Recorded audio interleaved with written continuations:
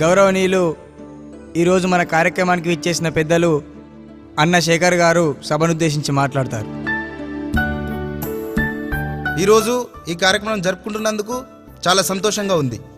స్వతంత్రం కోసం ఎంతోమంది వాళ్ళ ప్రాణాలను త్యాగం చేయడం జరిగింది. మన దేశం అభివృద్ధి చెందాలంటే ప్రతి ఒక్కరూ కృషి చేయాలి. అప్పుడే వాళ్ళ త్యాగాలకు ఒక అర్థం ఉంటుంది. ముఖ్యంగా నీటిని పొదుపుగా వాడుకోవాలి. ప్రతి చుక్కను ఒడిసి పట్టాలి. అలాగే కరెంటును పొదుపుగా వాడుకొని ముందు తరాలకి చీకటి రోజులు రాకుండా వెలుగును పంచాలి.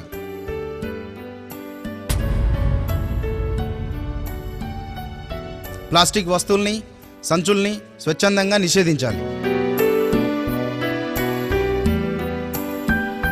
ప్రతి పౌరుడు సమాజాన్ని ఒక ఇంటిలా భావించి తన చుట్టూ ఉన్న పరిసరాలను శుభ్రంగా ఉంచుకోవాలి. జై హింద్.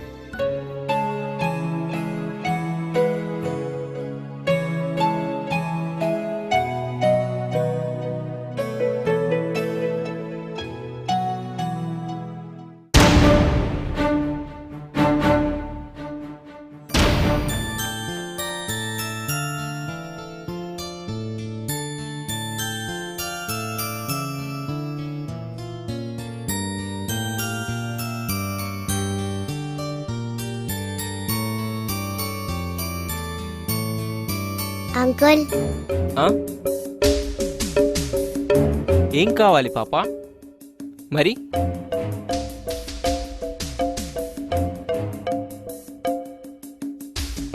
దేశభక్తి ఉండాల్సింది గుండెలపై కాదు, గుండెల్లో ఉండాలి.